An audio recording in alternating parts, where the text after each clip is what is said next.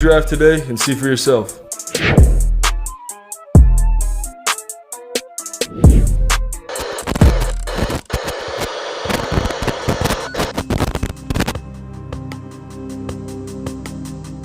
We're behind. They're all fired up.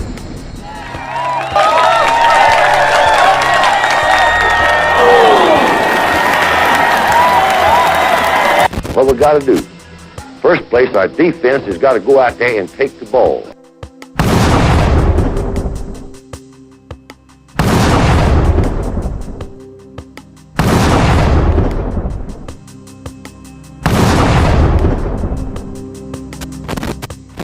Then when we get the ball, we got to have 11 people that's going to do their job and try to score every time you get the football.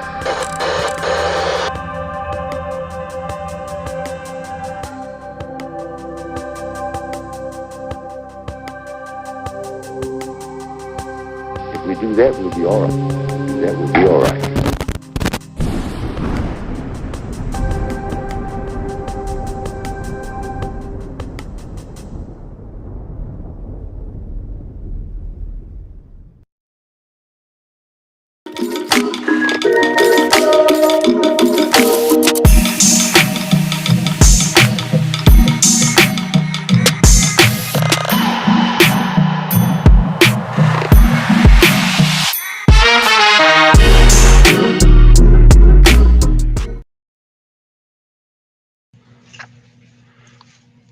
Good morning, CTS-Sports room. Good morning. Thank y'all for tuning in to the Special Teams podcast. And if y'all see in the title, we're not doing Alabama versus Austin Peay because I think we all know what kind of game that's going to be.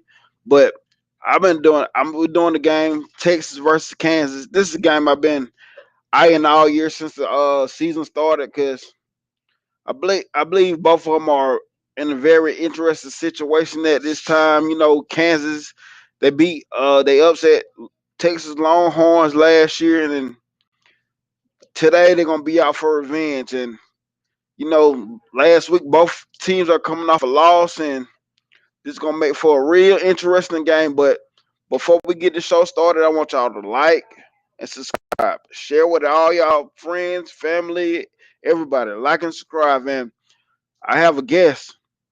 He's a big Texas fan. He knows a lot about Texas football. I done talked to him before in the past about football. Period. He knows his stuff. So I'm about to bring on my man Bruce.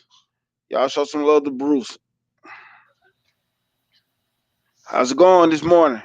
I'm doing good. How about yourself? Thanks for I'm having me doing on. great. Oh, no problem, man. No problem. I've been waiting for this. Okay, we got some people in the comments. Stephen Hicks, Roll Tide, Yeah. Stephen Hicks. You got What's up, Miss Wilkes? yep, Farrah Moore with the hook and horns. Yep, Fairmore, hook 'em horns. Let's go, baby. Let's go. Let's get this show started. So, I'm gonna ask you some questions. I got to Yeah. pull them up. I got my notes on my phone today, and like I said, I'm really interested about this game today. Yeah. So last year, how did y'all feel as a team losing to Kansas? Oh man, I'll say this: it was a shock because obviously it would be like y'all going to Vanderbilt and losing, Yeah. right? No, or let's say this: Vanderbilt coming to your home and losing. Mm-hmm. It was in Austin last year, and it was right on the tail end of that 6-game losing streak, and this all confidence was gone. Yeah.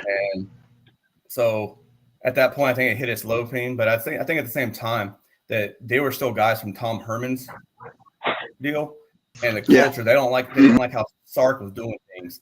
And this whole offseason has been getting kind of those players out and then trying to build that culture for guys that want to be there. Yeah. Yeah. So I'm gonna get these questions started. That was something I want to ask. Just think about it, because like you said, that Vanderbilt coming to Alabama and they beat us. Just same comparison. But I gotta admit, Kansas has been looking different on the football side lately.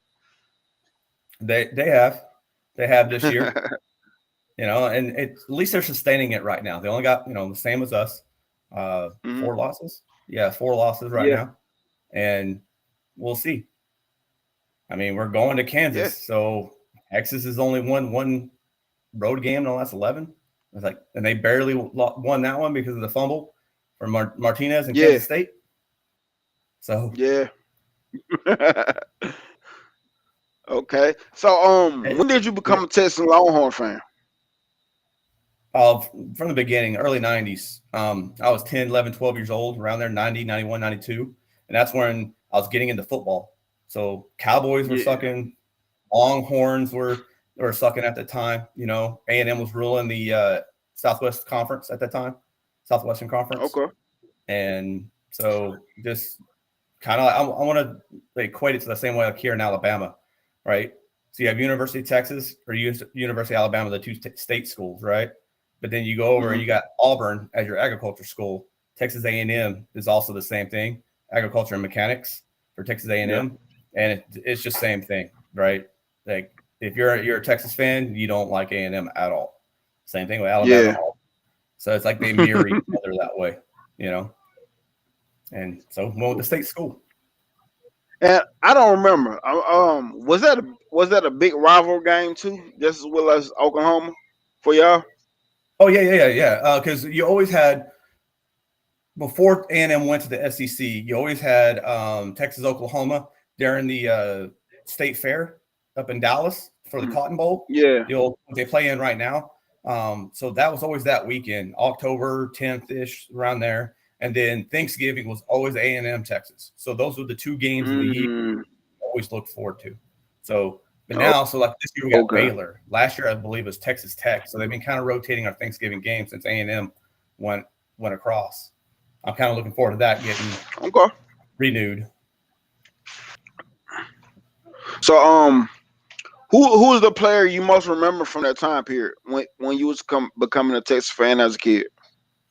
So right in that time frame, Rick Williams came around. It was Ryan that he was a little bit later. I want to say 95, so about 3 or 4 years. But because before that, they were not that good, you know, at all. And then you had James Brown. I remember him as a quarterback, but he was like the second African-American quarterback for Texas at the time because one was like back in the 50s, 60s. So, you know, that was a big thing back then, but it was just them two, the only people I can kind of remember at that time. You know, that's how, but, you know, they weren't that good at all. Yeah. So, when did do you know when the Longhorns mascot became your actual mascot? The actual mascot, it came after 1916. There was a guy back then. They kind of a fact I didn't know until today when you asked that question because I've always known Longhorns Bevo, right? Well, before 1916, they actually had a mascot of an American pit bull named Pig. Yeah, and I was just like kind of shaking my head, like what? But 1916 was when Bevo, a guy just went up and got a steer and brought it to the game against A&M. And like he paid $124 for it and brought it to the game. I'm like, well, that sounds like some high school stuff right there back when, you know, colleges were first starting out. But yeah, Bevo and them and that was an interesting question when I was looking it up. I was like, oh wow, I never knew a dog had anything to do with it at first. But yeah, that was an interesting question. And when I was looking it up, I'm like, yeah, I'm gonna ask that question. So how many national championships has Texas won? 4. They have won 4. So they had 64, then back-to-back 69 and 70, and then 2005, which most of us remember, with Vince Young and USC in the Rose Bowl. Yeah. Interesting fact about that, though, from looking up to make sure, like the 70 title, they actually lost the bowl game. So I was like, it was kind of weird because back then they did the national title, the coaches poll before the bowl game. So like right after the season, and Texas had won it. They were undefeated, but then they ended up losing to Notre Dame in the Cotton Bowl that year in 71, January. Okay. Yeah. So they were a one loss team, but had the national title that year. That's weird. Yeah, it is. I was looking at it, I was like, how do you lose your bowl game and still get the national title? You know, Yeah. I think it was also So- a shared part of it because there was, when you look back at it, there was like 15 different polls that they had, and if you got the Okay. most polls, then you're a national title. Like there was many different ones. Yeah, because I was just about to ask that. Like, so they played the national championship first, then a bowl game, or a bowl game, then the national championship? Well, no. Remember before the BCS, Mm-hmm. where they started voting in the computers and all that stuff. Basically, back then, they had the polls, and then whoever was ranked at the top was the national champion, just declared. You know, and so one of the things you can remember is back in '96. I remember when I was going into basic training, '97. Michigan, Nebraska, where they split the national title because they were both undefeated or one loss or something like that. They split the national title because it was all based off of votes. And that's what made the BCS come around, because they wanted to see number one versus number two, an actual play it on the field instead of just somebody voting for it. Yeah. So what are some of the traditions of Texas? So some of the ones that got that Smokey the Cannon. So every time the kickoffs go off, they have the cannon, and then they do it for the touchdowns also. That's one deal. Then they have lighting the tower, like after victories. So no matter what sport it is, different sports, whatever, they have a victory, they light the tower in the main building up there. So like you see this big tall tower, and they'll light up burnt orange, white, all that stuff. And then if they win a national title, then they like the windows will light up with the number one on them. And so they do that, but see, it works more often because Texas in itself is actually like baseball. They've been to the most college World Series Omaha. They've been to there one of the most out of college. Then their swimming team is real dominant. Their tennis team, all those things are coming over. Track teams, like they're very dominant in a lot of other sports, where the football team in itself and the basketball, the most national looked at teams, have been kind of struggling lately. Yeah, like right now, their volleyball team is number one in the nation. Yeah. I'm gonna tell you a fun fact about me. When I was playing baseball in high school, Texas was like one of my number one schools I wanted to go to and play baseball for. Was around 2004? Was it Augie Garrido at the college time? Yeah, I think so. Yeah. Yep. Yep. That was Texas was hot then, man. I wanted to play for them so bad. Right, so, who do you think is the best players to come out of Texas? Who you think the best player was?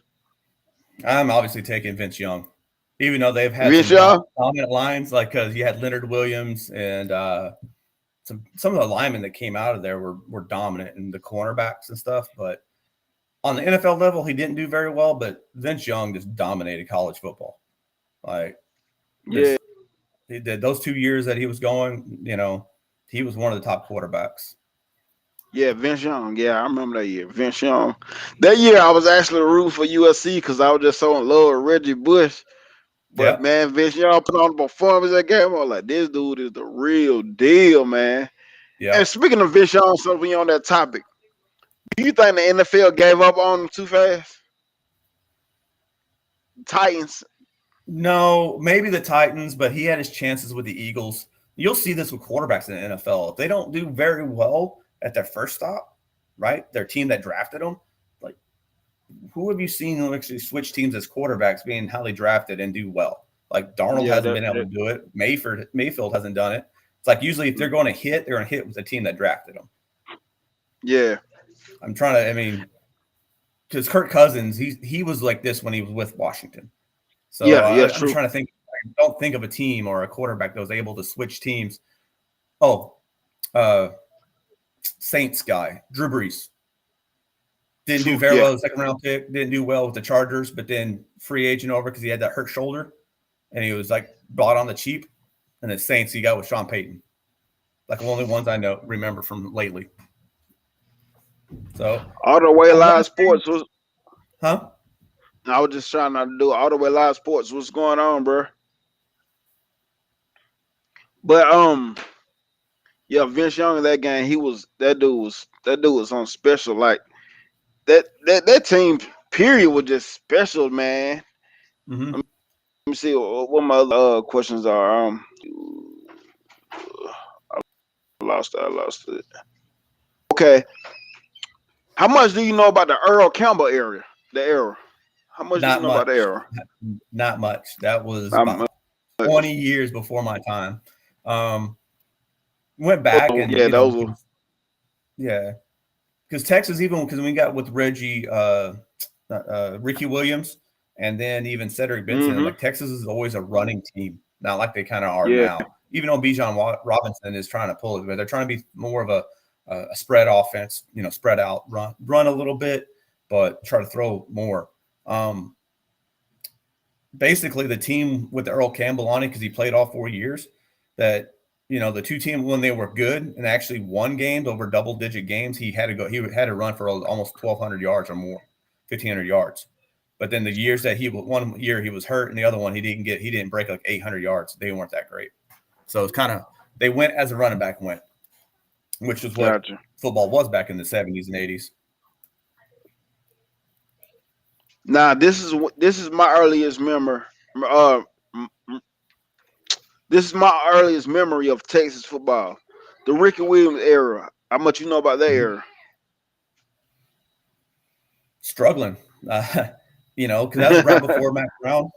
Mac Brown came in right around the end of his. I think he had 1 year with Mac Brown, but they had they just struggled because A&M was running the conference then because they had R.C. Slocum at that point in the Southwest Conference, and because Ricky Williams played like 2 years Southwest and then 2 years Big 12, I do believe, because it's like 96 when the Big 12 came around, and so that transition was going on, and A&M was actually running the state at that point because Texas couldn't get more than like 9 wins, something like that.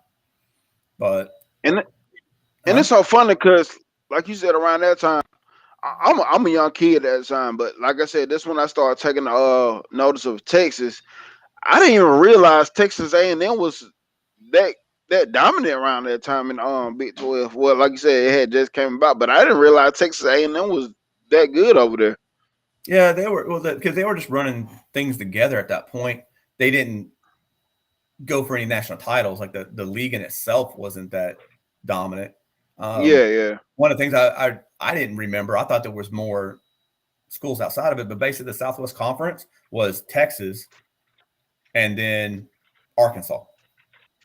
Arkansas was the only school that was not from Texas in the conference.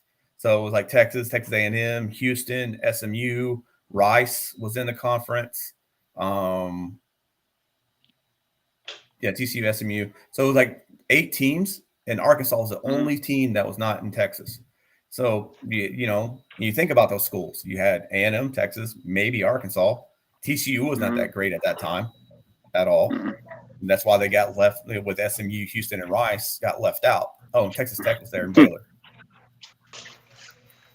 That's one thing about Texas. Got a lot of schools, man. like for real, Texas can have its own conference itself with all the schools. So we talked about it a little bit just now. The excitement of the Vince Young era, like that. Me, when I started taking notice of Vince Young, was the year he won the national championship. But anything was it showing more then? Yeah, he was. Texas was 11-1 the year before that, and then because he only started 2 full years, and then before that, I want to say it was Chance Mock that he took it from, but he only played like 6 games the year before that, and he came in pretty raw, even though Texas right now is being they talk about in the recruiting area, right? So the 5-star quarterback that had like perfect rating, right? Texas has gotten both of them so far, and Vince Young and Quinn Ewers that were given like the perfect score. And I want to say Arch Manning is going to be a third one. I don't know if his score is going to change, but Texas will also have him if he stays his path, which I think he will. I think with recruiting, I wait until either December or February when they sign on the dotted line, and even then, it leaves and changes so much. But he came in as a running quarterback, and he had to learn to throw. So his throws were not great that first half year and going into the next year, but he went 11-1. And so coming into that year, it was expected to be, because he went out his redshirt sophomore? So redshirt freshman, redshirt sophomore year, he left. So he only played 2.5 years there, 3 years. Wow. So, we got 13 in the chat. Let me get 13 likes, y'all. But hey, everybody in the chat, y'all gonna like this next question. Yeah, but Brittany B, thank you. I hope he does stay. I really do. I just don't trust 18-year-old kids nowadays with decisions sometimes. Oh. They flip back and forth.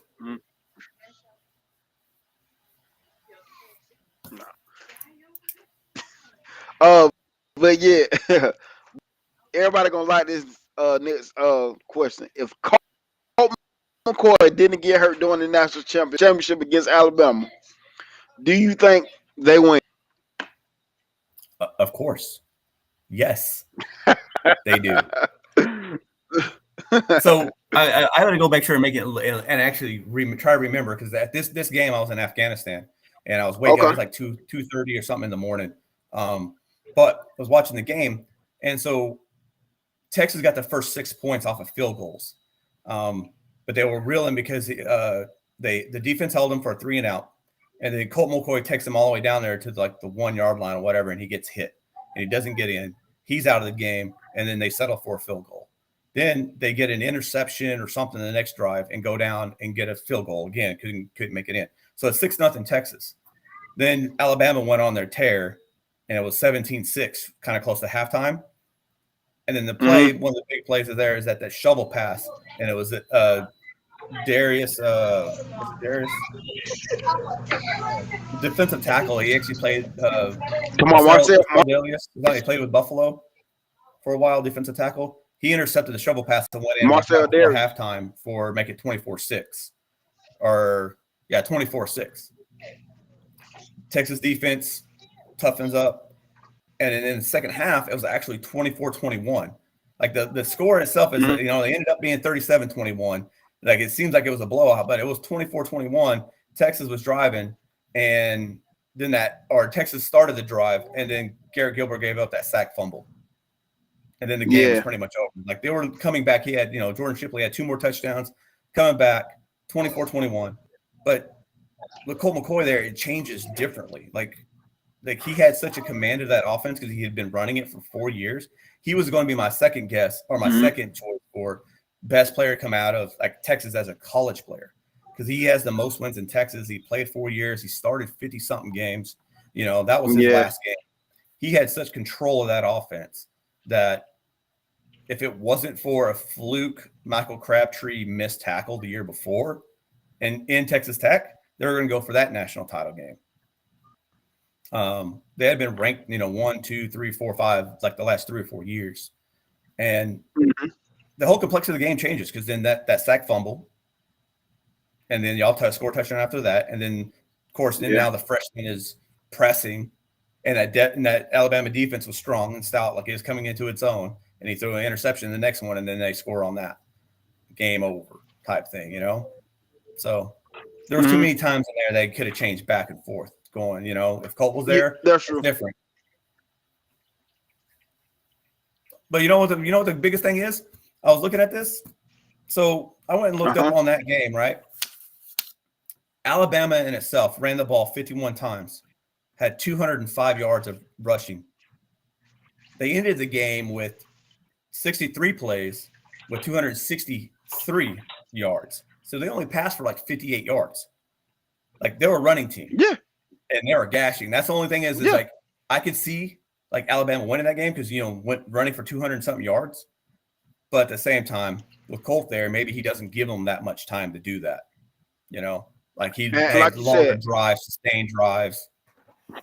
Yeah, like you said, me personally, I still think we would have won. I'm a Bama thing, but if Colt stays there, he does what he does. He puts more pressure on Alabama. Have to put the ball in the air more, and at that time, ball in the air, but that wasn't the game. That was never the game plan for Alabama back then and then. So if we had to put the ball in the air more, really could have changed the like I said, the trajectory of the game. Yeah, and I say right here it says what's that guy B Jammin? He's talking about the Bama's D was way too good back then. They were just coming into their own. There was only like 2 or 3 years. They weren't that dominant. Y'all were a running team back then, and that's where it kept your defense off. It made them look better than what they were. Like that. Yeah. That's where Saban really got that right when he made it a running team first, and got it to build his defense, and then didn't keep them on the field long because then they were running the clock out. And then as times goes, and then as he started getting better quarterbacks, then he started letting things go a little bit. Saban, I have to give him props. I respect him as a coach and what he's built in Alabama. Yeah. This is a question I want to real quick. So, yep. Remember the time when they was talking about Nick Saban might be coming to Texas. What was your thoughts on they heard that around the time? Oh, 5-6 years ago? I would rather him than Tom Herman. Like, I was all for it. I just didn't believe we were going to be able to do it. And to my shock, from things you hear, in the Longhorn Twitterverse and things like that, they were pretty close to getting them. Because think about it. He would have built 2-story schools back then. Because right now he's already untouchable as it is. And I think he made the right decision because he's built such a cult following, I guess you would say. But he could do no wrong in Alabama. Like that guy's going to retire out of Alabama, and they might build a statue on the state capitol for him. Just for Alabama. But yeah, I would love to. I feel like it. Yeah, I would have loved it if you can. I would love it. At that time, I was like, in my head, I was like, I hope he don't go because I know if it's any team that has the money to do it, it was Texas. They would have had the money to do it. So in my heart, it was kind of nervous. I was like, man, don't do this to us like this. Well, think about it now. Let's say if Saban did come to Texas, and he already recruits very, very well because he takes kids out of Texas. Same with Oklahoma, been taking kids out of Texas. If he was to be able to get into Texas and be the head coach of the actual state school, he would have any kid he wanted. They would, before they left Texas, they would go through him to see if he could go, and then they would go out. Texas is a hotbed. If you go look at Oklahoma's roster, both schools in roster, that most of their kids are Texas kids.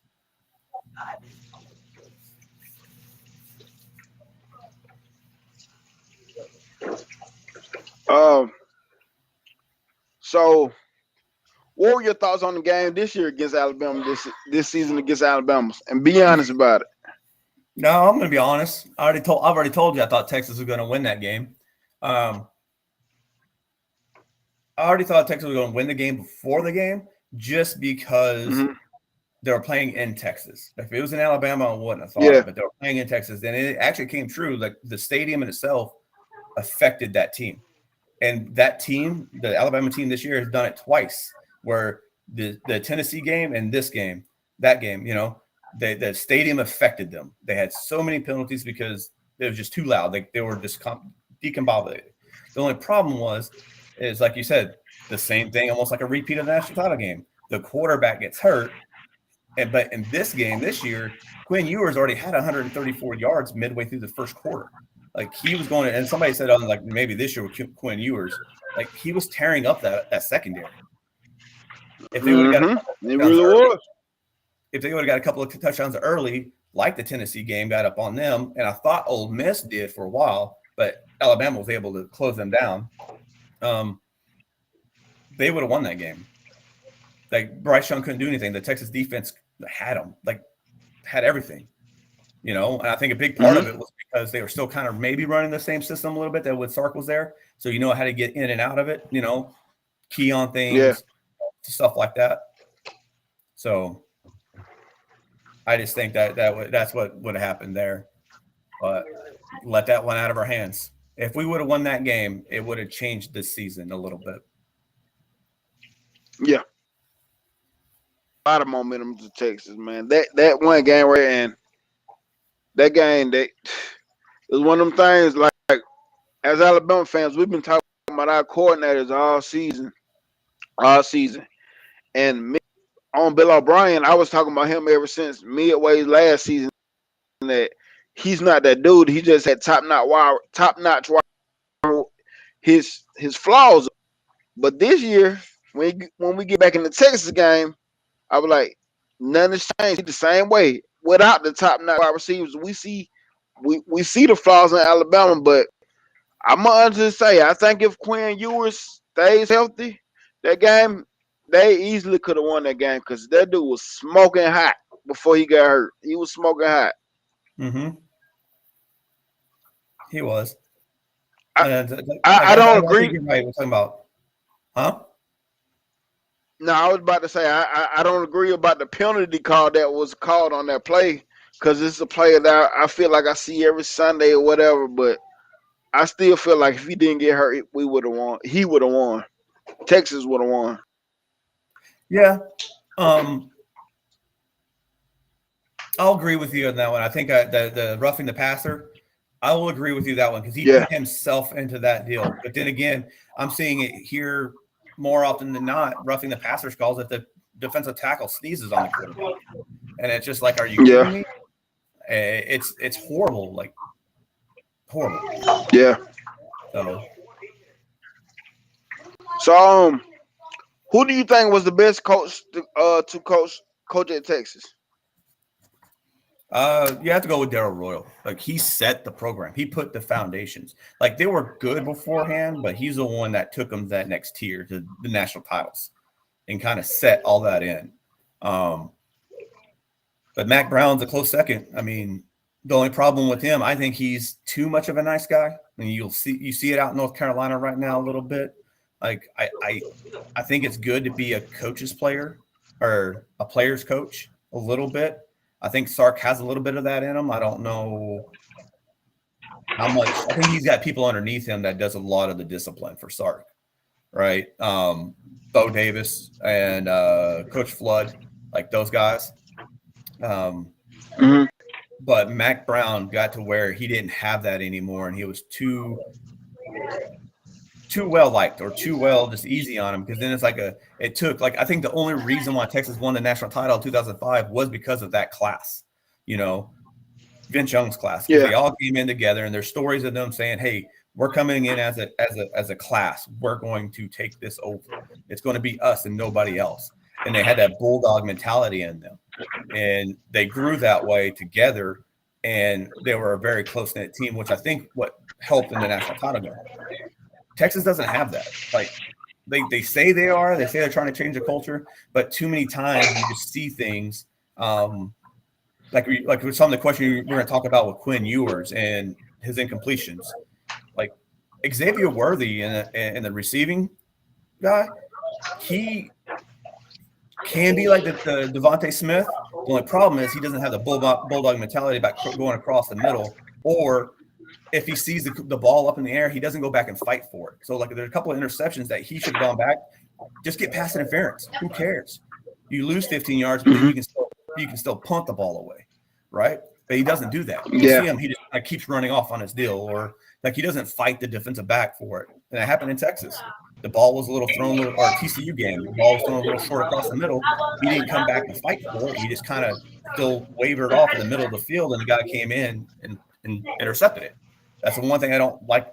I don't say don't like about the guy because I mean they're 18-year-old, 19-year-old kids, but he just doesn't fight back for the ball. Yeah. I got a question on the screen. How much of an impact has Gary Patterson had as an analyst for Texas on defense? Gary Patterson, is he an analyst or a court? No. He's not a coordinator. He's an analyst, kind of like what Sark was when he came in for the offense. So same kind of thing, helping Sark with head coaching and then helping the defense. I think you see it in the play. I really do. Because last year, I can't say his last name, Kozlowski or Pete. Everybody knows him as Pete. Like they were getting thrashed last year. They were getting like Kansas, like they were getting just completely thrashed last year. And then this year, like the defense, The two games that they lost that they shouldn't have lost is when the defense didn't step up for them. We were going to talk about that a little bit later too. But in both those games, the Oklahoma State game and the who did they lost? Texas Tech game. They had 31-17 leads in those games. One was in the second quarter and one was in the third quarter, and they lost both of those games by 3 points and 7 points. So Yeah. the defense let up in those games. Other than that, they've been pretty steady all year. And we saw last week against TCU. TCU is going, scoring 40 points on people, and they come to Texas and can't do anything. But the offense didn't show up that game. Yeah, man. That was the one thing that surprised me most about when Texas played Alabama. I was like, oh, that defense for real. I thought we was gonna be able to just steamroll that defense, but that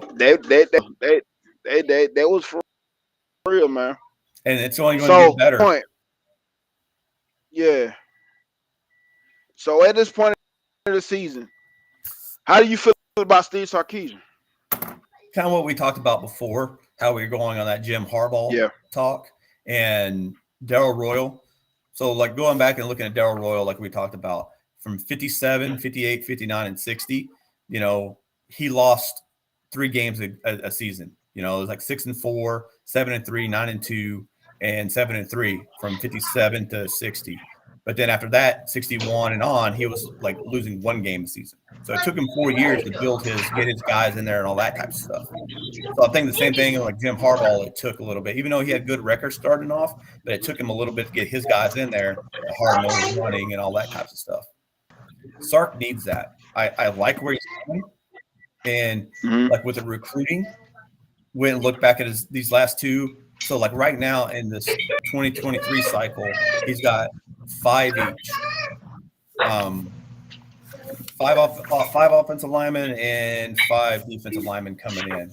Last year in the 2021 cycle, they had where'd he go at? There he goes. The 2022 cycle, they had 7 offensive linemen and 8 defensive linemen coming in. So he's putting the emphasis with Kyle Flood of getting those guys in, and then I want to say Bo Davis, the defensive line coach, to bring that stuff in. And I think that's in play to go to the SEC because he sees what happens in the SEC, and you got to have linemen. All the way up to the NFL, you got to have linemen. If you don't have linemen, you're going to get eaten up. Jason Garrett saw it with the Cowboys when he first took over, and he drafted so many players. And we're kind of seeing it now with the Cowboys going a little off topic with the NFL, but against Green Bay, the running game can't get stopped because you don't have good enough defensive tackles to stop the run. It just the whole game is centered around that heart of the offense and defense. So I think he just needs more time. I hope they give him at least 5 more years.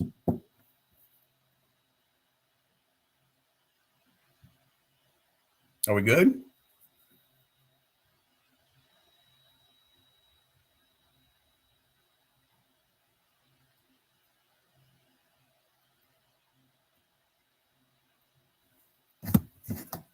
I can't hear you.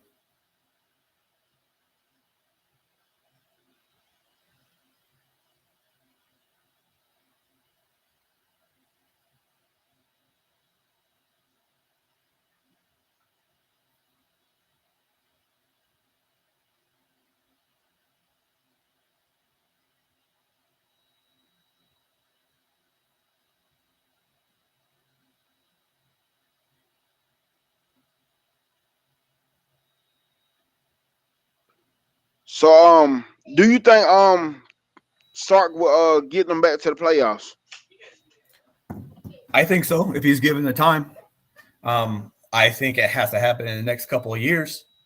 While we're in the Big 12, if they don't make the jump early, so like next year, that has to happen because the competition is just, you go to the SEC and it sees it right now. Like Georgia's tough, Alabama's tough, but Alabama could be one of the best teams in the league, but yet they have issues with Tennessee and then LSU, and they're just, the competition is a little bit better. You can't deny that. Because even like, let's say the equivalent teams, like Baylor is not as good as Arkansas. A&M is A&M. Yeah. I'm not going to give them any props. So, David Cutcliffe, I want to say yes. And just because, helping get Arch Manning there. And I think both those guys together, Sark and him, and being both quarterbacks and then that type of thing going on, I think it really sold Arch Manning instead of going to Georgia. So I believe it was those two teams that were going for him the last little deal. okay. How do you think Texas will do in the SEC championship? I mean, not SEC championship, but in the SEC. I think they're building. I think they could be on par and contending for it once they get there. They're already let's just say they go after next season, most likely term. So be there for the 24 season. They've already bring it in, like I was saying here, 25 linemen in the last two, and then if you add in the 2024 class and they get more in there, they're building that part up. They already got talent at all the other skill positions. You're going to have Arch Manning there. Hopefully that running back that can't think of his name right now, but Florida State's trying to flip him back. He's a Florida kid. He stays, but we already have Jaden Blue from last year class that's just kind of sitting behind Roshan Johnson and Bijan Robinson. So we're going to have the skill players. That's not the thing. Our problem right now is our offensive line, which is starting to gel and getting them beefy enough to be in the SEC. Same with our defensive line, but then our cornerbacks. I don't – that's one thing we're talking about. Patterson and then Pete, I see too much in the college ball. Like cornerbacks are staying 8 yards deep off of receivers. And they're throwing a lot of underneath stuff that these players have no chance to stop. And so they're getting first downs easily.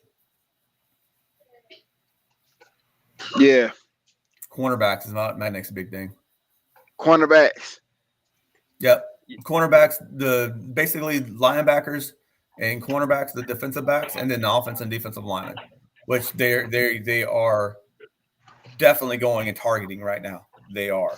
And they're picking and choosing on the skill players that they want.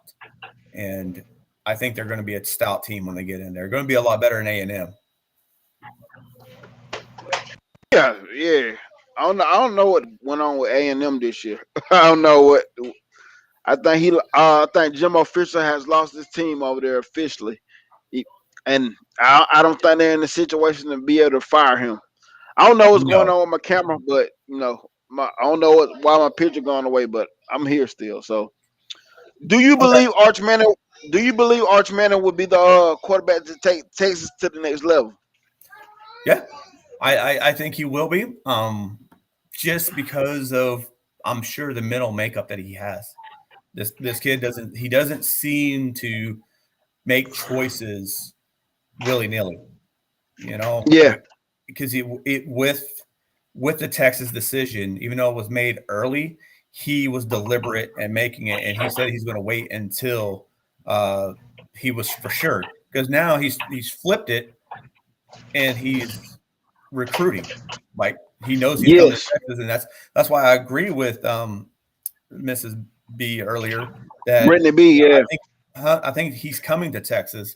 I'm just until they sign on the dotted line and he's here because he's supposed to be enrolling in January. Yeah, he's coming in January. That does not mean he's going to be the starting quarterback next year because Sark, except for the last 2 years, he likes to play quarterbacks that he's had in the system for at least a year. But last year he had to obviously choose between Hudson Carr or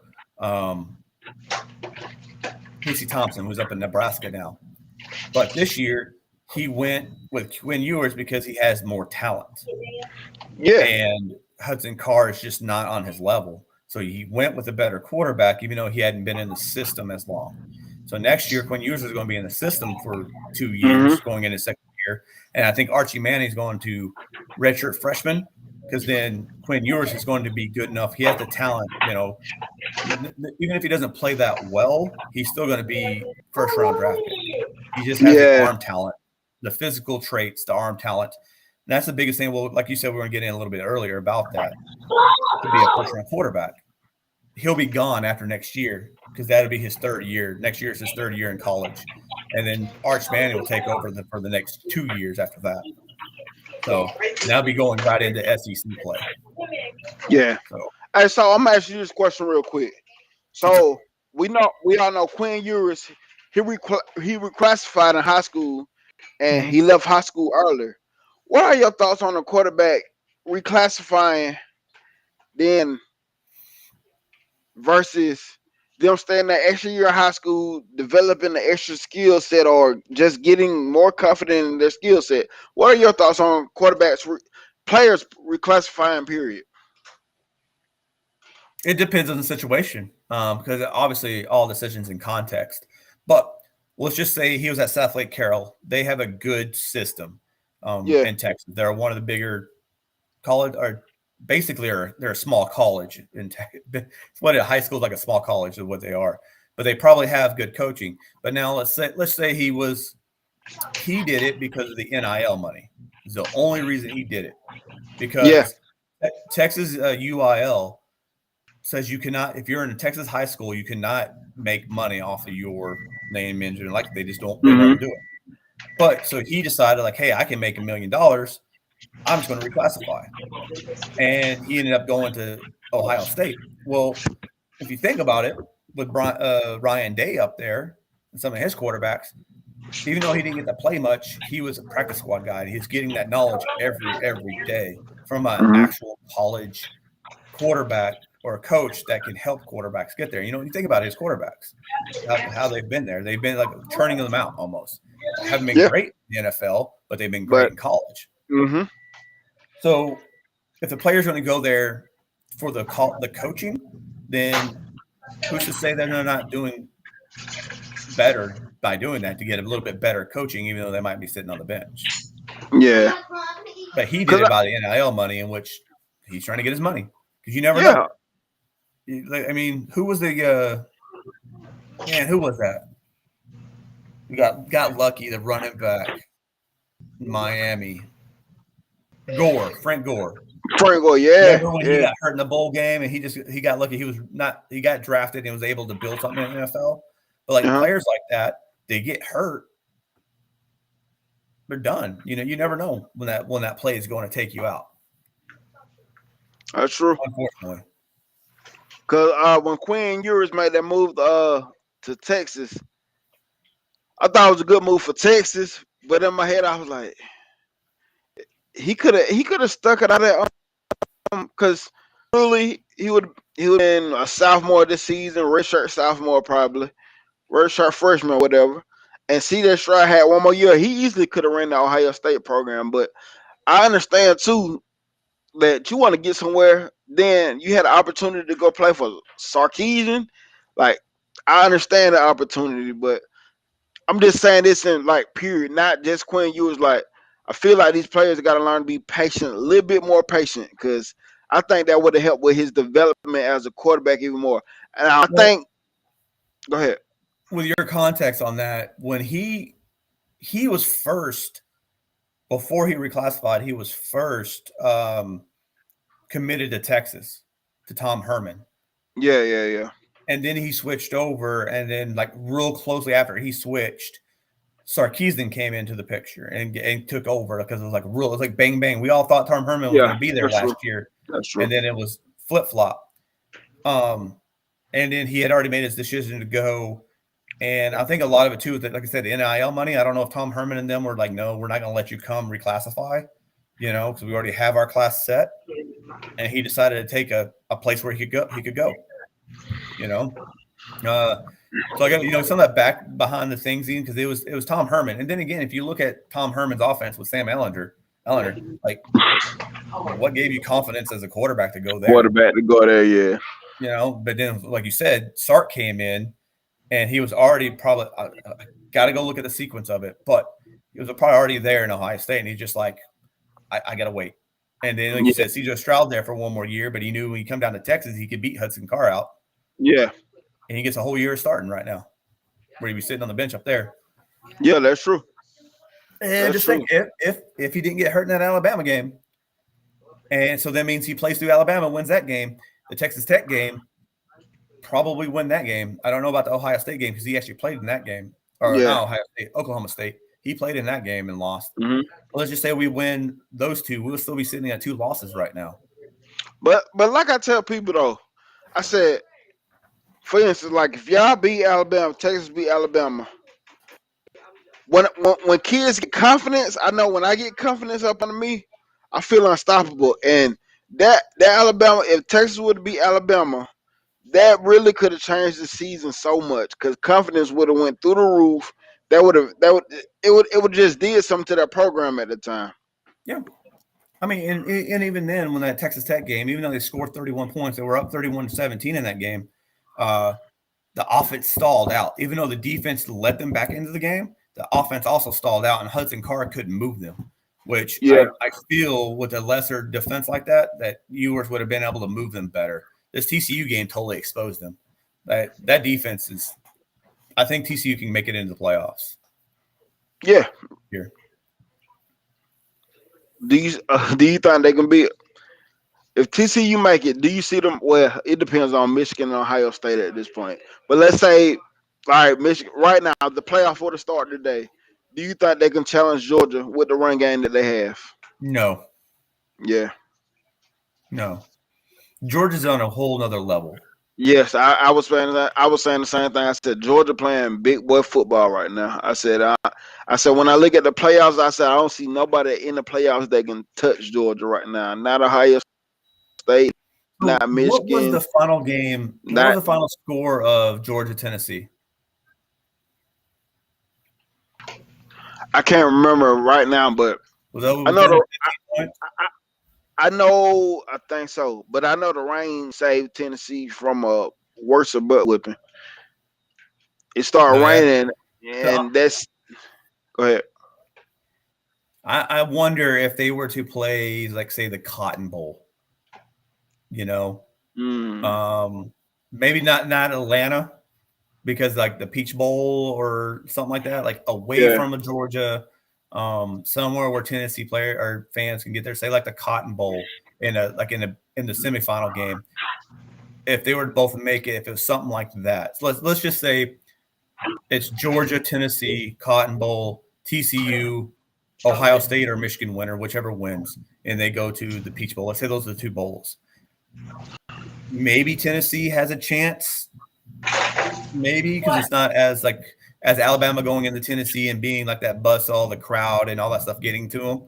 You know, Tennessee you could tell they were very jittery, and that between the hedges really got to them. Yeah, for real. So now they get a second chance at them in a neutral area, but away from Georgia, like not neutral area playing in Atlanta, a neutral area playing away from Georgia, where it's not as crowded. Yeah. I want to see that matchup. That's true. That's true. Because the crowds affect it. Yeah, and I think Michigan. I don't know about Ohio State. The games that I've seen with them, they always, I don't know if they're playing with their food, but they just seem very like until the last quarter, they never really dominate anybody until like the last minute. Like, oh, we got to do something now. Well, you play Michigan or you play Georgia, you're not going to be able to do that. Yeah, that's not a game you want to play. Yeah, I feel the same way about Ohio State this year. They're good, but they're not as dominant as they've been looking on offense. And offense is their strong point, man. Yeah. Yeah. So, what's up? I lost it.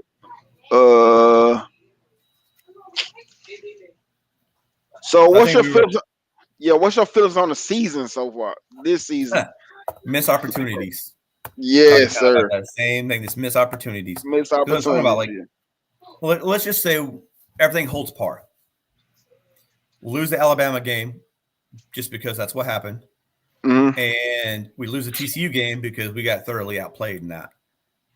We were still up 31-17 in both Oklahoma State and Texas Tech, both on the road, but we were up 31-17 at different points of the game in those games. You win those two games, you're still only at 2 losses, right? So, we're not looking at the playoffs, But if we go on to win the Big 12 title game, knock TCU out, we're playing in a New Year's Eve game, and then setting up for next year, like that momentum. Right now, they need to win out to even have a chance at the Big 12 title game with help. With help, and then we'll go on. Like they can't lose the rest of the season. Right now is building for next year. Hate to say it. Yeah. And then the added bonus, if you get help, like we were talking about earlier, Kansas State losing to Kansas, and then Oklahoma State losing to Oklahoma today. If those two things can happen and Texas can win out, we get a chance at the Big 12 title game to help out. Oh, give me a second. All right. Ray Wilkes said he got Texas game 28. Huh? What he said? Now Ray Wilkes said he got Texas this game 28-24. What's your thoughts on that?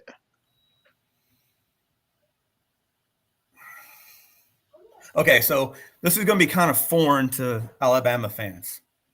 Go ahead. But we were talking about the feeling during the Vince Young era and then like the 90s Cowboys. I figured my team was going to win every time they took the field. And Alabama has that now since 2010, right? The team has built that culture into the fans to do that. Since the Cowboys quit winning in the playoffs almost 27 years ago, and the Longhorns haven't had much of a thing since 2000, since the Alabama game in the national title, it's just been straight kicking the nuts, sports nuts every year. And I'm going to say, yes, Texas is going to win today. I think that score right there, maybe 35-24, 35-14, something like that. I think Quinn Ewers comes back. But I'll sit here and tell you, if we talk after this and you say, what do you think about that 35-14 Kansas win? I'll be like, yep, sure. That's probably what happened. Just because you've been kicked, it's been, like last week against Green Bay. Green Bay and Dallas.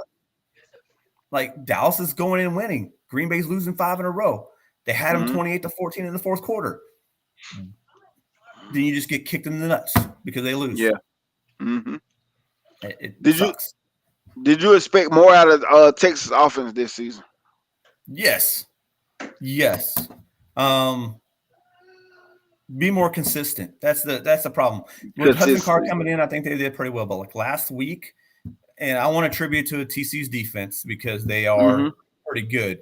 But then again, Oklahoma State scored 40 points on them. Kansas scored 30 points on them.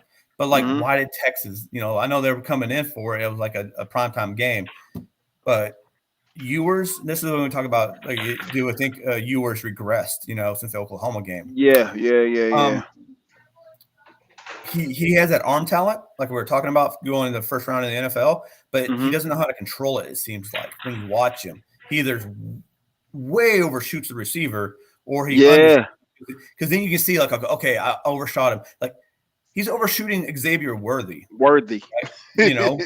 Like come on, like, and you look at it, you look at his hand, and it's like he's barely throwing the ball, and it's going down 60 yards down the field. And he's overthrowing the fastest receiver on the team that's running, like I want to say a 10-second 100-meter, right? Like this kid can fly. But then you see him try to put the touch on the ball to try to get it up in the air and come back, and it's too soft. He just doesn't. Like he needs to get better with that feel of where the ball is going to be, especially in the NFL. It's going to eat him alive. And I think some of it too. He's kind of like they get like Justin Fields, the Ohio State quarterbacks, being a one-read quarterback. Yeah. Yours is still like that. I think he misses receivers all the time. And that's what I was about to ask you about. How do you feel about him going through his progressions? But you just basically answered it because I seen him last game, especially where I seen him miss a lot of opportunities. You know what I'm saying? That could have changed the game, especially towards the end of the game. B. John Robinson was on that wheel route on the sideline. Dude was wide open. And he missed it, man. That would have changed that game. That would have changed it right there. Yep. So how do you feel? Like Steve? Do you feel like Steve Sarkisian has changed the trajectory of the program, established the identity for Texas yet? I think yes. I think that Kansas State game is helping change some of it. I think they ran into a buzzsaw for TCU because they've just proven all year they're a better team than a lot of other people. Today at 3:30, we're going to see because Yeah. they're on the road in Kansas. If they revert to saying if they get a lead and then lose it, they're reverting back. Mm-hmm. So I think it's still in the process. But then, like we were talking about earlier with the lineman that he's bringing in, he's going to make them a ball or like a muttering team. You know what I'm saying? Like they're going to get into – he's going to – like that Kelvin Banks. I want to say his name is number 78. He's a true freshman, and he's just knocking people all over the place. Yeah, I know. And we got like two or three freshmen. The other one starting, Cole Hudson. But there was another guy, DJ Campbell's coming in. He's not starting yet, but next year he will be. And they're just the attitudes that just punch people in the face. So it's changing. It's just he needs some more time. And unfortunately, he's not winning games. And I'm hoping the boosters keep that's a problem with Texas. I don't know if Alabama has the same thing, but we have boosters that think they probably pretty much do run the college.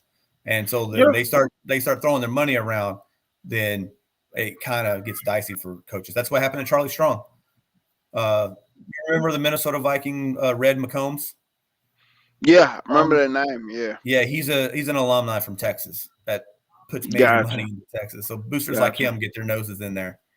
And honestly, I think we would have that problem if Saban wasn't being who he is. If it wasn't for that, we probably would have the same problem. Most schools, if their coaches are not winning, most schools will probably have that same problem.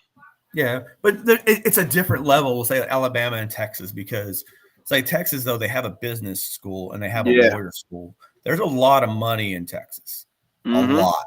So like the NIL deal, Texas is one of the ones that can take advantage of. There you go. Yeah, they did something this year. I don't know if this has to do anything with how many linemen they're getting in, but they have something called the Pancake Factory that every lineman on the roster gets $50,000 for the year. And see what you just said. This is what I said. If I was Alabama, this is what I'd do. I'd be like, I know we offer these skilled athletes a lot of NIL money, but me, for one, I'm biased. I was an offensive lineman. I'll be putting into my offensive lineman, man, because I don't care, man. Your team evolve around that offensive lineman. I don't care how good your quarterback is, your running back is. If you don't have a good O-line to help you, none of those players are worth it, man. So I'll put money into my O-line. Like if I'm giving out NIL deals, offensive lineman, come to me because I'm gonna give it to you. If you're a top-notch offensive lineman. Your point was just made last week in TCU, Texas. Like the Texas defensive line whipped the TCU line and the second best running back in the country, except for that one play, that one like 78-yard run was held up and bottled up. And the same thing with Bijan, the best running back that has moves that nobody's seen since Barry Sanders and Reggie Bush. And the dude couldn't get anywhere. Like he couldn't get out of his backfield half the time. Yeah. Because O-line was just getting outplayed. Yep. And then once you take that running game away and all your play actions and all that stuff goes away, ain't nothing happening. So how do you feel about Steve Sarkisian's in-game management at times? What did I write on that one?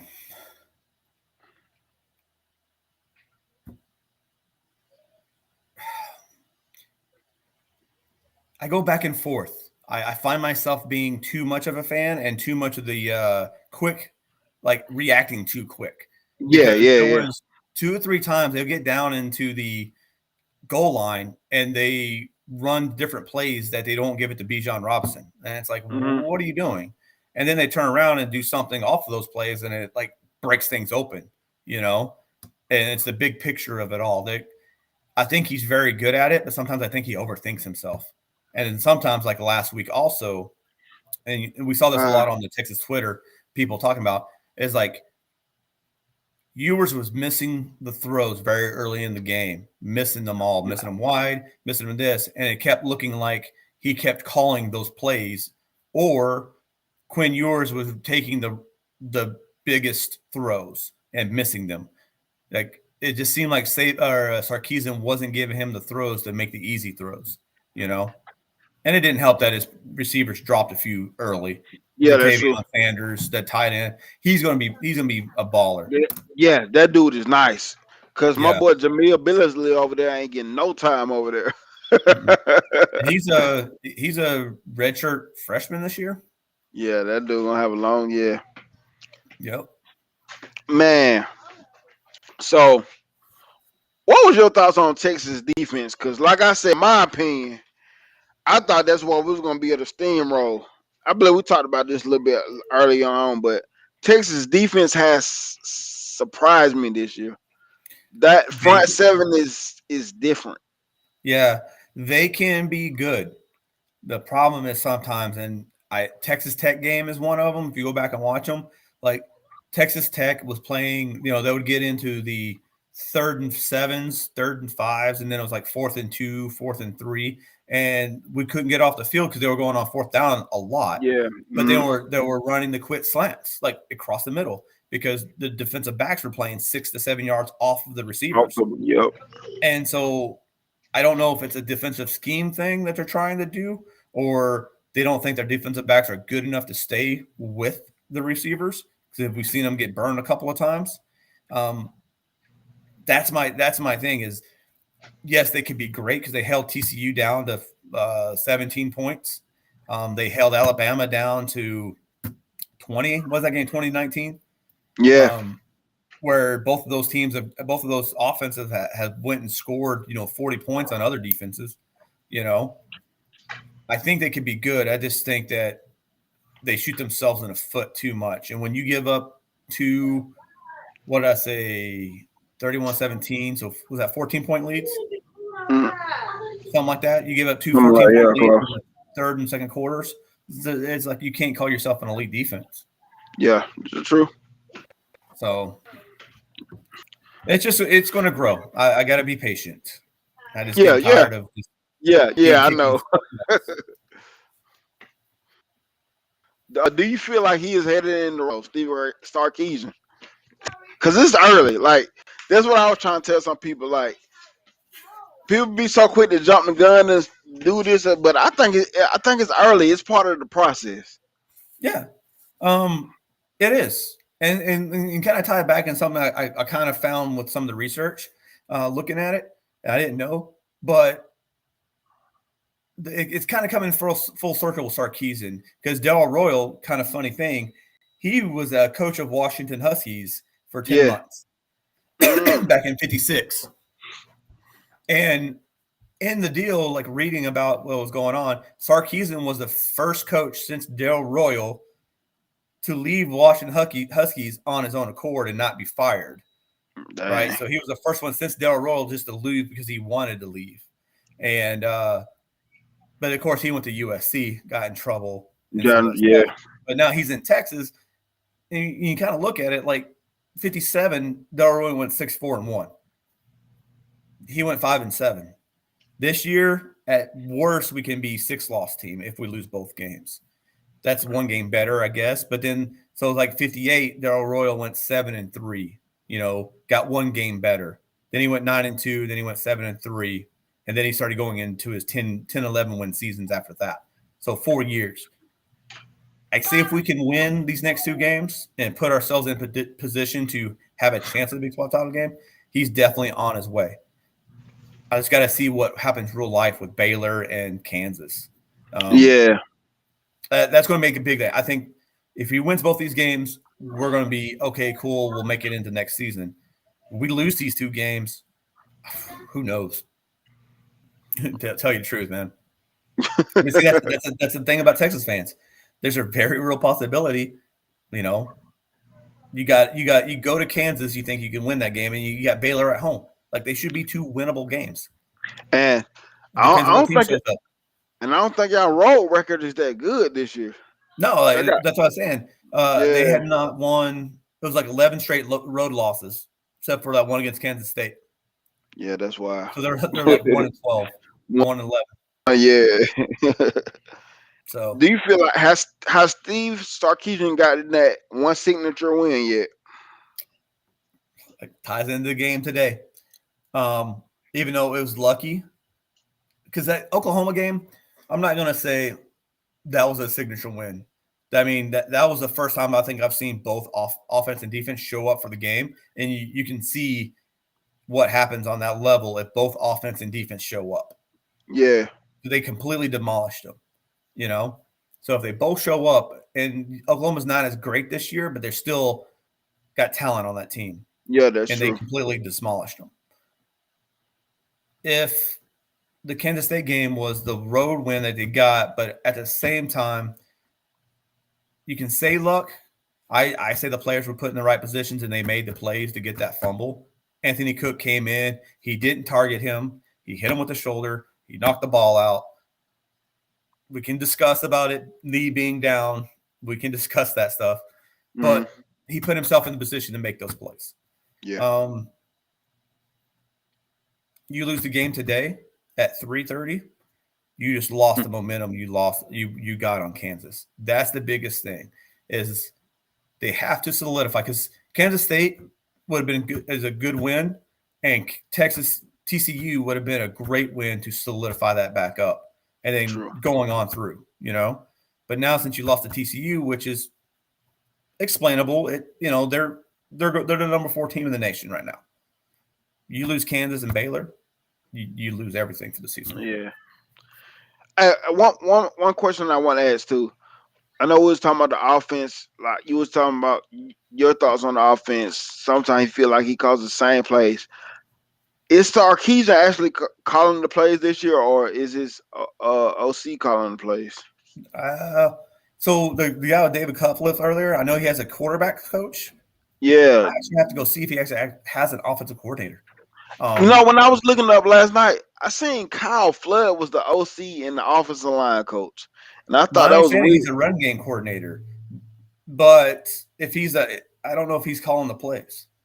Yeah, that's why I was. That's why I wanted to ask that because I was like Kyle Flood calling plays. I know he an offensive line guru, but I don't know much about him calling plays. And Maui, the dude Maui, he's the quarterbacks coach. So that's why I was wondering, like, is it Sarkisian calling plays?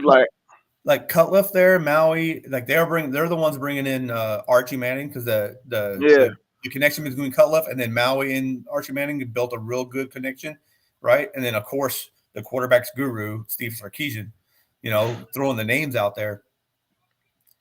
But I see him with the play sheet all the time, and he's always walking up and down the field, like crouching down, not looking like a head coach, just sitting back like Saban does. Yeah. Like Saban, you just see him, he just kind of stands there and let everybody else do their thing.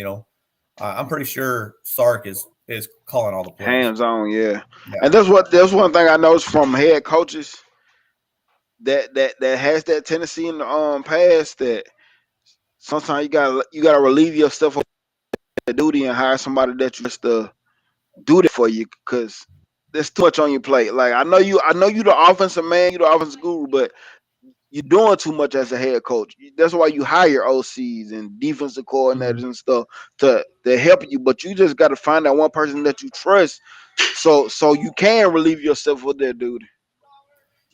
And so I don't know if he approved the calls, but like last week in TCU when they got close and they got running into the kicker for the punt on the first punt, right? And only got 5 yards and still was able to get the ball. But then they try to run the same thing again, and they got a 15, and it was a major shift in momentum because then it was a 15 because they got the TCU offense off the field, and then they couldn't do anything, but they were trying to go for that, like, highlight play. Like, they're trying to get the punt block. And after the first one, maybe you should have waited a couple of more drives, to let things kind of sink in. But they went right with it. Maybe Sark being back, like you said, not worried about the offense because, hey, man, let's slow it down. Like the feel of the game is that we're going to be close the whole game. Yeah. Like, let's just not take the chance right now. Let's wait until a little bit later. I do agree. I think Texas needs to use this to look into next year, but they still have a chance at the Big 12 title game if a couple of things break their way. That was an Going interesting thing. That was an interesting thing. When I was looking to this game this week, that they still had a chance at the Big 12 championship. Yep. It's just because they beat Kansas State, so they got to have Kansas State lose one, and Yeah. then Oklahoma State already beat them, and they got the same record conference-wise right now, and they need Oklahoma State to lose another game. So, do you feel like this season has been over underachieved?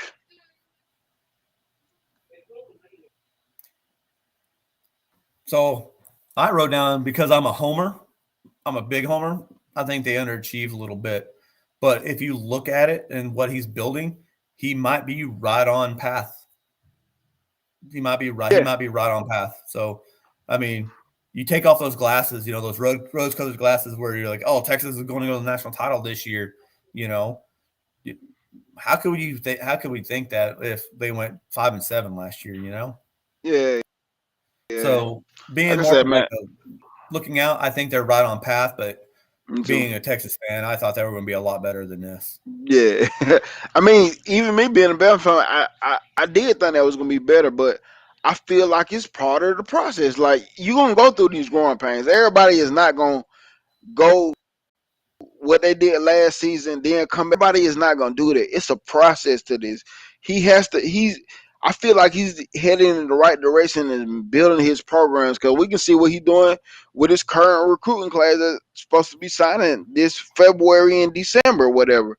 And I believe most of them guys are going to commit. I think y'all just even got some dudes to flip from Oklahoma or something like that. So he headed in the right direction. We just, as fans, we gotta give it time. We gotta give it time, and like you said, the boosters, they gotta give it time too, because I feel like they hired the right person. I know you look back at Steve Sarkisian, his head coaching, he did good at Washington, and after then, that's when he started going through the troubles. But I feel like he started this time.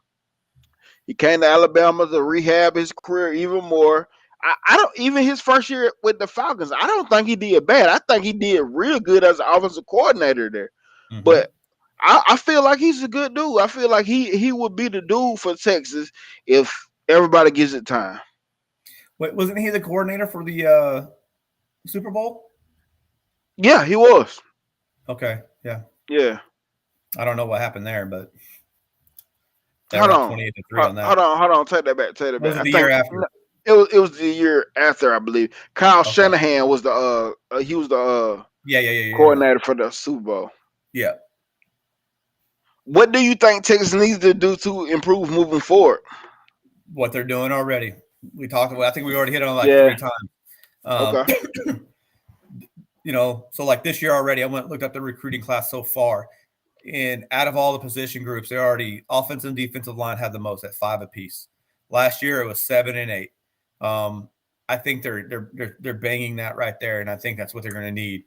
Because I think it was Kyle Flood that said this, is that he wants to have at least 4 every year in the lineman area.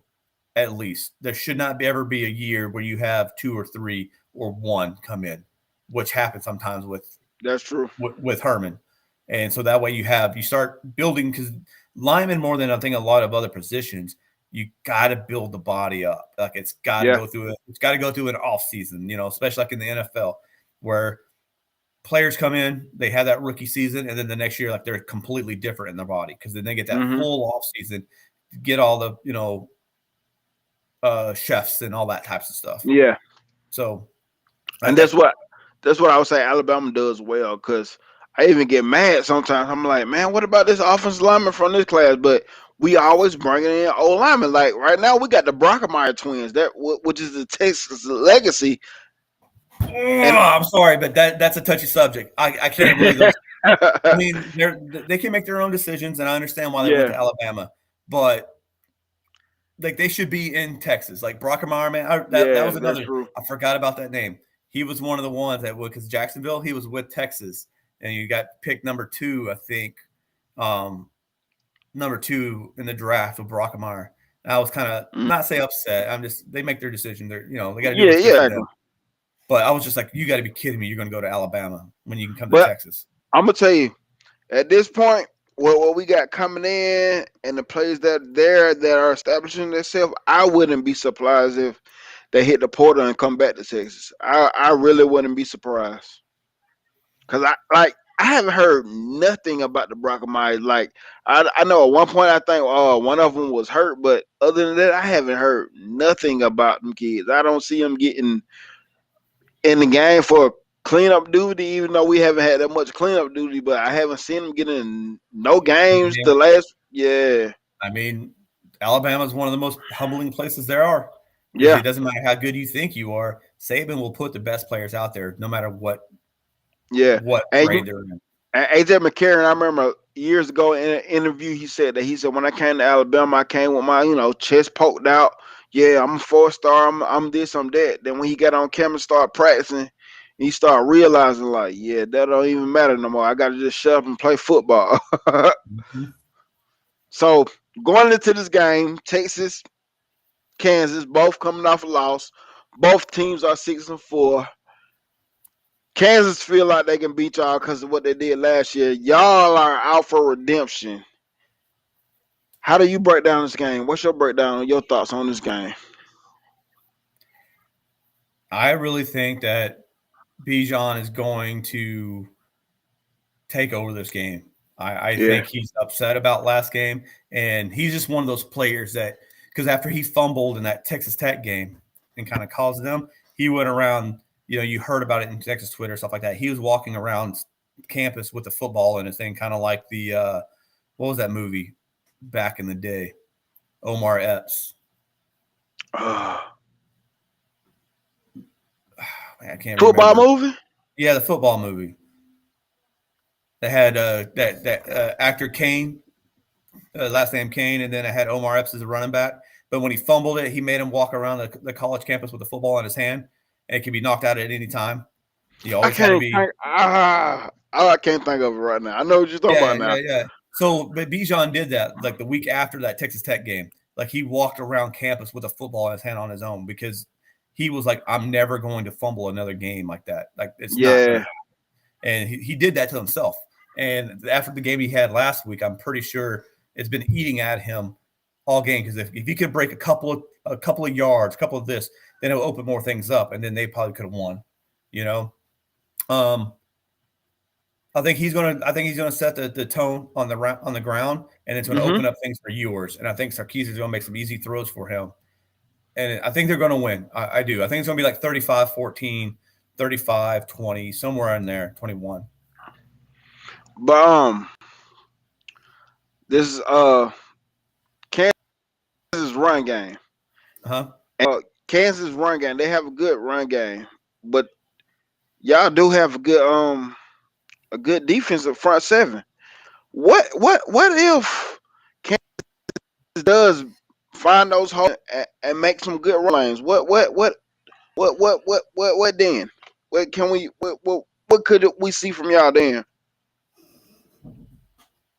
Well, if they start running the ball, the secondary is not that great. Um, if they get running the ball, then it's going to be a hard day. It's going to be a Yeah. hard day. I just don't think Texas gets blown out by Kansas. I just think if they lose, it's going to be like 24-21 Kansas, something like that. So, what was the injuries with the Bruckmeyers? They've been injured the whole time. Yeah, like yeah. If you still watching outlaw college football, has they been? Because I know they were injured, but what's going on with them now? Are they healed? That's But something I have to yeah, look up. yeah. Because like I said, I know one point they was injured, and I know they was highly recruited coming out. I know they was Mhm. highly recruited coming out.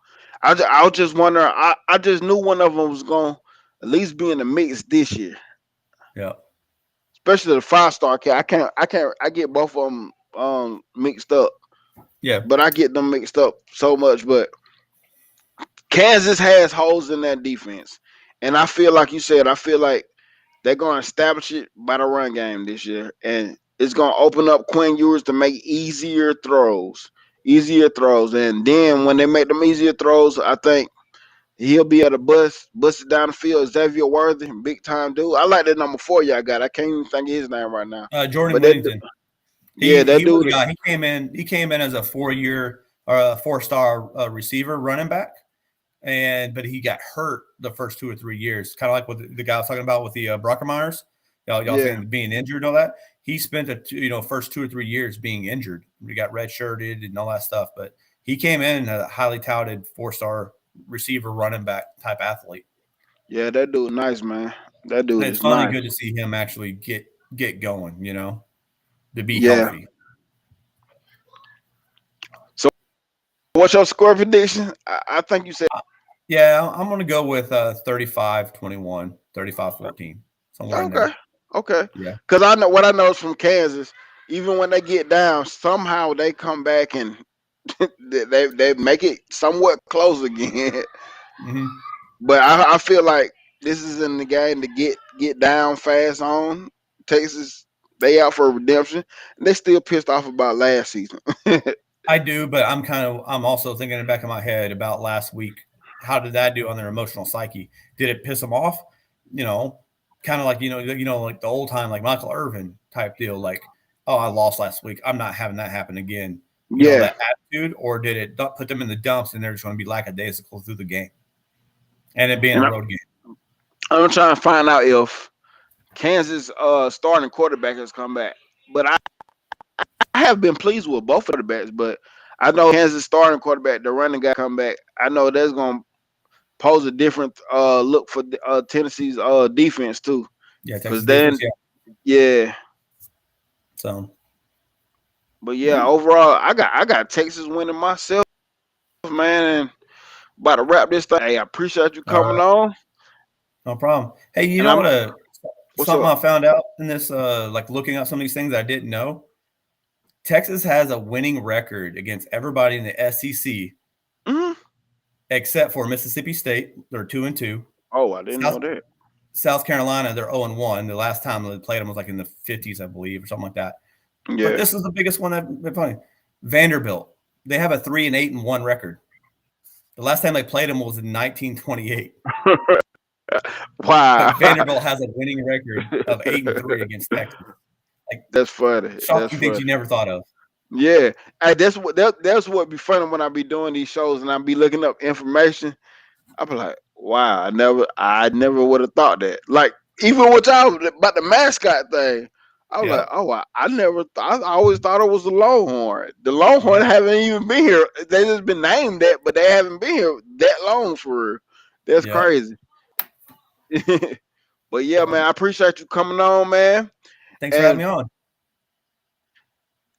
I talked to you before. I plan on doing more stuff with off season coming up, ball games coming up, beginning next season. So I'm gonna want to have you on a whole lot more, man. A whole lot more. I'll get better because what Outlaw was saying, we got to make sure we interact with the side crowd a little bit more. This is my first time doing this.